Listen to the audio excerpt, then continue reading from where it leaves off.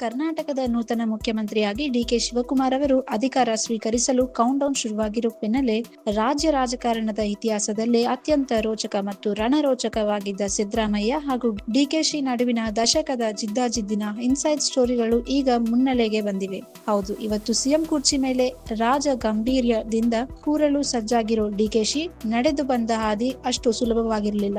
ಅದೊಂದು ಭೀಕರ ರಾಜಕೀಯ ಹೋರಾಟದ ಹಾದಿ. 2016ರಲ್ಲಿ ಕೈ ತಪ್ಪಿ ಹೋದ ಕೆಪಿಸಿಸಿ ಅಧ್ಯಕ್ಷ ಗಾದಿಯ ಇತಿಹಾಸದಿಂದ ಹಿಡಿದು 2019ರ ತಿಹಾರ್ ಜೈಲು ವಾಸದ ಕರಾಳ ದಿನಗಳವರೆಗೆ ಮತ್ತು ಅಲ್ಲಿಂದ ರಾಜಕೀಯ ಮರುಜನ್ಮ ಪಡೆದು ಇವತ್ತು ರಾಜ್ಯದ ಅತ್ಯುನ್ನತ ಮುಖ್ಯಮಂತ್ರಿ ಹುದ್ದೆಯವರೆಗೂ ಕನಕಾಪುರದ ಬಂಡೆಯ ಕಂಪ್ಲೀಟ್ ಬಯೋಗ್ರಫಿ ನಿಜಕ್ಕೂ ಬಾಲಿವುಡ್ ಸಿನಿಮಾವನ್ನು ಮೀರಿಸುವಂತಿದೆ. ಅಸಲಿಗೆ 2016ರಲ್ಲಿ ಸಿದ್ದರಾಮಯ್ಯ ಆಡಿದ ಆ ಫುಟ್ಬಾಲ್ ಗೇಮ್ ಯಾವುದು?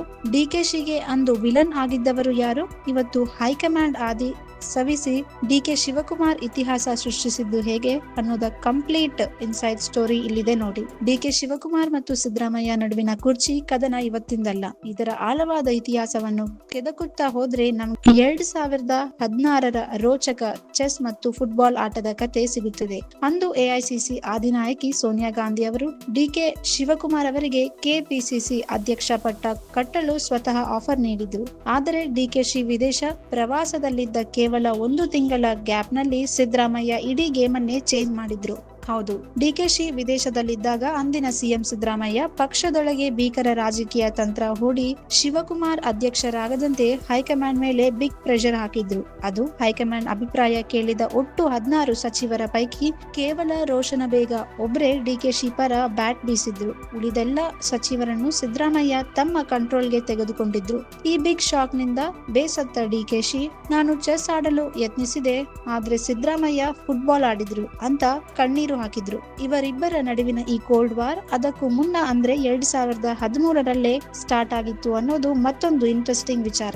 2013ರಲ್ಲಿ ಕಾಂಗ್ರೆಸ್ ಭರ್ಜರಿ ಬಹುಮತದೊಂದಿಗೆ ಅಧಿಕಾರಕ್ಕೆ ಬಂದು ಸಿದ್ದರಾಮಯ್ಯ ಮೊದಲ ಬಾರಿ ಸಿಎಂ ಆದಾಗ ಗಣಿಗಾರಿಕೆ ಮತ್ತು ಭೂ ಹಗರಣಗಳ ಆರೋಪ ಎದುರಿಸುತ್ತಿದ್ದ ಡಿಕೆ ಶಿವಕುಮಾರ್ ಅವರನ್ನು ತಮ್ಮ ಕ್ಯಾಬಿನೆಟ್ಗೆ ಸೇರಿಸಿಕೊಳ್ಳಲು ಸಿದ್ದರಾಮಯ್ಯ ಸ್ಟ್ರಿಕ್ಟ್ ಆಗಿ ನೋ ಅಂದಿದ್ರು.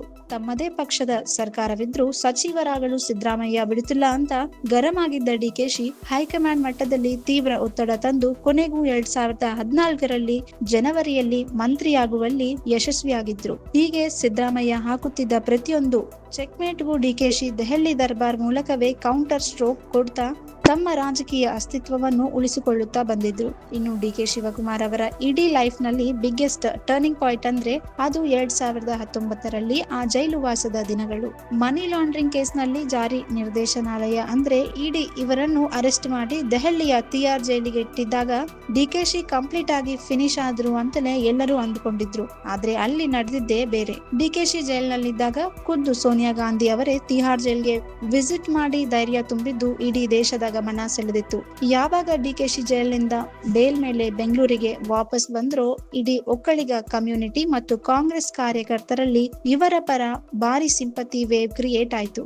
ಇದು ಅವರ ಪೊಲಿಟಿಕಲ್ ಇಮೇಜ್ ಅನ್ನೇ ನೆಕ್ಸ್ಟ್ ಲೆವೆಲ್ಗೆ ತಗೊಂಡು ಹೋಯ್ತು. ಜೈಲಿನಿಂದ ಬಂದು ಬಿಗ್ ಎನರ್ಜಿಯೊಂದಿಗೆ ಜುಲೈ 2, 2020ರಂದು ಕೆಪಿಸಿಸಿ ಅಧ್ಯಕ್ಷರಾಗಿ ಅಧಿಕಾರ ವಹಿಸಿಕೊಂಡ ಡಿಕೆ ಶಿವಕುಮಾರ್ ಕಂಪ್ಲೀಟ್ ಆಗಿ ಧೂಳಿಪಟ್ಟವಾಗಿದ್ದ ಕಾಂಗ್ರೆಸ್ ಪಕ್ಷವನ್ನು ತಳಮಟ್ಟದಿಂದ ರೀಬಿಲ್ಡ್ ಮಾಡಿದ್ರು. ಇವರ ಆರ್ಗನೈಸೇಷನಲ್ ಸ್ಕಿಲ್ಸ್ ಮತ್ತು ದಿನದ 24 ಗಂಟೆಯ ಅವಿರತ ಸಾಂಸ್ಥಿಕ ಚಾತುರ್ಯದ ಫಲವಾಗಿಯೇ 2023ರ ವಿಧಾನಸಭಾ ಚುನಾವಣೆಯಲ್ಲಿ ಕಾಂಗ್ರೆಸ್ 135 ಸೀಟುಗಳನ್ನು ಗೆದ್ದು ಭರ್ಜರಿ ಬಹುಮತದೊಂದಿಗೆ ಅಧಿಕಾರ ಹಿಡಿಯಲು ಸಾಧ್ಯವಾಯಿತು.